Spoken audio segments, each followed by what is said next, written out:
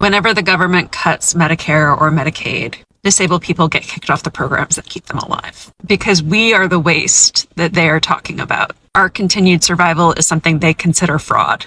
Even though the federal government says that most overpayments are a result of administrative error or incorrect documentation rather than intentional fraud, sure, maybe there are some people out there that are committing fraud. But if you are so committed to crackdown that you're okay with disabled people being your collateral damage, that's just eugenics. So, trending on social media right now, there is a woman asking why her father is being kicked out of his nursing home by September, and he's on Medicaid. So let's talk about why this is happening. Across the country, nursing homes are cutting ties with Medicaid residents, not because they want to, but because they can't afford to keep them. Medicaid pays some of the lowest reimbursement rates in the entire healthcare system. And in many states, those rates haven't kept up with inflation, staffing costs, or increased medical complexity. So nursing homes are losing money on every Medicaid patient that they currently care for. This crisis didn't start overnight. Under the Trump administration, federal policy pushed for Medicaid cuts, block grants, and privatization, what he likes to call the Big Beautiful Bill. That agenda sought to limit federal Medicaid funding and shift the financial burden to states. So now in 2025, we are living with the consequences. The COVID era protections that paused redeterminations are long gone. Medicaid unwinding has dropped over 20 million people. And with fewer residents covered and payments still too low, nursing homes are making hard financial choices. So some are shutting down entire wings. Others are refusing new Medicaid admissions. And yes, some are discharging long-term residents. So if you're asking why your father is being kicked out, the answer is because the system is being defunded on purpose. When you vote for politicians who promise to shrink entitlements, this is the real world result. Elderly people getting eviction notices. This isn't just bureaucracy, it's policy, and it's hurting families like yours right now. Mike Johnson said that the Republicans will cut Social Security, Medicaid, and Medicare in January if they keep the House and the Senate. They think people on Social Security and Medicare are just living high on the hog on these benefits. Like being able to feed yourself and go to the doctor when you're sick is a free vacation. First of all, we paid into all of those programs. It's our money. And we continue to pay for Medicare out of our Social Security checks, which is ridiculous, every month. There are already major cuts to Social Security, Medicaid, and Medicare that will take effect in 2027. The Republicans timed it that way in their big awful bill so that they could maybe have a chance to win the midterms. And now they're saying they're going to do further cuts. Talk to anyone on Social Security and Medicare. They're barely getting by. They can at least go to the doctor when they're sick. I have heard from people who have already seen the results of the cuts they made to the Social Security offices. It is harder to sign up for benefits. And every time someone is delayed in signing up for their benefits, that money's gone. And Mike Johnson wants to call these entitlements. They're not entitlements. They are basic human rights. It is not too much to ask that the money we have paid our entire lives is used to keep us alive by going to the doctor and making sure we have enough food. Hello everyone, today I want to talk about healthcare. This is not just about politics, it is about people. Many people are worried about their healthcare. Some people cannot see a doctor, some cannot pay for their medicine, some are worried that they may lose their healthcare. Think about that for a moment. What happens when a sick person cannot get help? What happens when a old person cannot pay for medicine? What happens when a family gets a very big hospital bill? Those are real problems. Those are real people are living with them. I know the government needs to use money in a smart way, but we also need a people who really need help. because anyone can get sick, anyone can have an accident. Life can change very fast. Today I may be fine, tomorrow you may need help. That is why I think healthcare should not be only a political fight. It should be about helping people. People wants to live, people wants to stay healthy, people wants to take care of their family, and people should not have to choose between the food and medicine. That is option, that is my option, that is my opinion. That what you do you think, should you healthcare care be is easier to normal people to get? Tell me in the comments below. Let's continue. Medicaid is down all over the country. I have a friend on here and she can't get her kidney surgery today because Medicaid is down.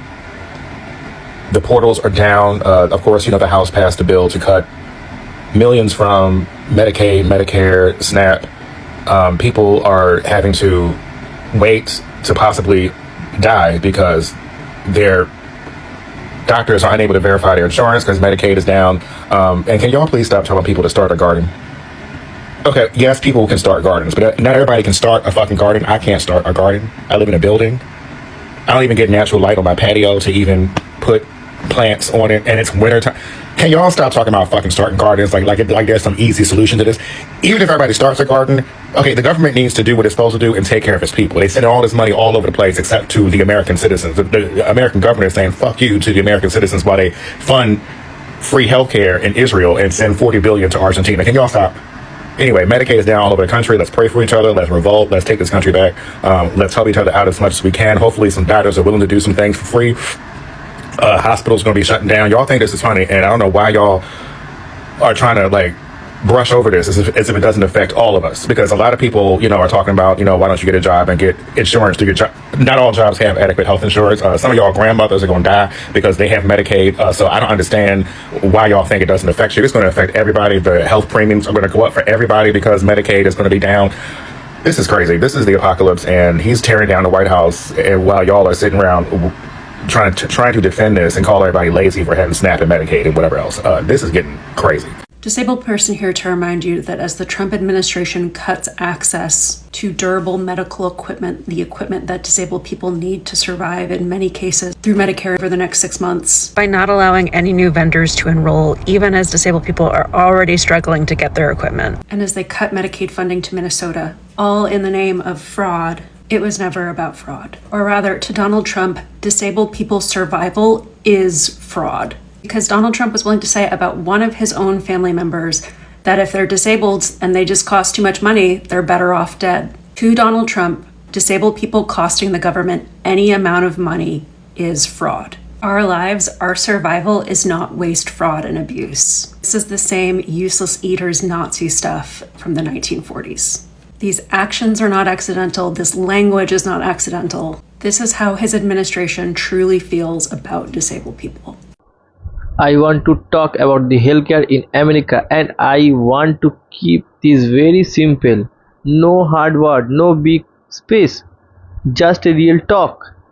Because I have been seeing many videos from people who are worried about their healthcare. Some are old, some are sick, some are disabled, some are parents, and some are people who work every day but still need help with their health bill. No videos, one videos really catch my attention.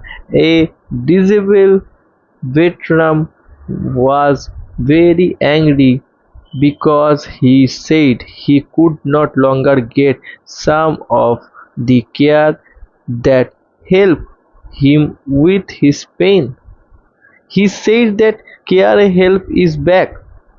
Now he's worried about being in pain again, and honestly that made me think. Imagine serving your country. You came home with health problem and need care, and then one day we are told that he care you need is not easy to get anymore. how would we feel? I think most people would be angry, and this is where I think we need to stop fighting about left and right. We need to talk about people, because when someone is sick, they do not care politics. They just want a doctor. They just want medicine. They just want help. That is it. And I think is this is something both sides need to understand. Healthcare is not only for one group. It is not only for poor people. It is not only for old people. It is not only for political side. That's at some points in life almost anyone can get sick. You can get a good job, you can have money, you can have healthy today, and tomorrow something can happen. We can get hurt, you can get sick, your child can get sick, your parents can get sick, your suddenly you need help. That is why I think we should be careful when we talk about cutting healthcare. Now I want to be fair. I do believe the government should look we waste. If money is being stolen, stop it. The people are cheating the system, stop it. If money is being using the wrong way, fix it. I do not think anyone should say that the government can never change anytime. I confuse is can, but there is big distance between cutting wastage and cutting help. That is where I think the real talk should be. Because if you cutting money from the health care program, you can save on paper. But what happens the people? What happens to old men who need this medicine? What happens to mother who needs care for her child? That happens to disabled person who cannot work like anyone else. That happens to the person who has a serious health problem. These are questions I want to leaders to answer, not just how much money will we save, but also who will be hurt. That question matters because a person who lacks health care does not stop being sick.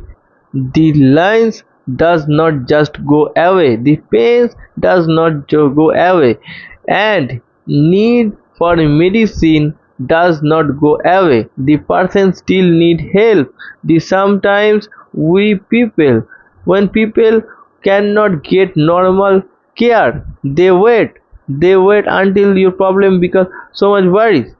They when they we have to go to a hospital, and that can cost every more money. So sometimes trying to save money today can create a much bigger problem tomorrow. That is why I think need to look at the full picture. Now let's talk about people who work. Some people say if you work, you should not need help, but life is not always that simple. There are people who work to still cannot pay every bill. Their parents working two jobs. Their families paying high rent. Their people paying for food, gas and medicine. And after all that, there many maybe very little money left. So when healthcare gets more costly, they feel it very fast. This is not about being lazy. This is about how expensive life has become. And that is another thing I think people forgot. Healthcare does not exist by itself. It is connected to everything else. Food costs more, rent costs more, gas costs more, electricity costs more. When we add a doctor bill, then medicine when trist, then maybe a hospital visit. For many families that can become too much, and when people are shared about money, they may avoid going to the doctor. They may say, I will go to the next month. When next month comes, they say, I will wait a little longer. And sometimes the small health problem becomes a so much bigger one. That is why early claims matter. Now I know some people will say this is all politics, but I do not think it should be. Yes, politician makes a rules, and yes, the government controls a lots of money, but the result is about real people, and that is why I think need to stop treating every political issue like a football game. How do you do not save to care for your team all the time? If your side makes a bad choice, you can say it is bad. If your side makes a good choice, you can say is good. That is normal, that is healthy. You can support Trump and still disagree with him. You can support Democrats and still disagree with them. You can vote for someone and still say, I do not like this plan. Does not make you bad person. It means you thinking for yourself and think Americans need more of that. People should ask questions. People should check the facts. People should listen the people who are actually being affected, not just listening people on TV, not just listening to people on social media. Listen the people lives through it. Listen to veteran, listen to mother, listen to old person, listen to workers, listen to disabled person. Ask them what is happening in their life, because they are ones who know. And I also want to say sometimes some things about forgiveness. If someone voted for the politician and later say I was wrong, I think should listen to them. For people are allowed to change their mind, people are allowed to learn, people are allowed to say I made a mistake, but saying sorry should not be end. If you really think made me a bad choice, learn from it, look at what happened, ask question, and next time make a better choice. That is how people grow. Nowadays get everything right, but we should all try to better, and that is the true voter side. I will tell me your thoughts in comments. Please keep respectfully. You can disagree without attacking it others. Thank you so much for watching. Like this video, subscribe to the channel, and I will see you next video. Take care. Bye bye.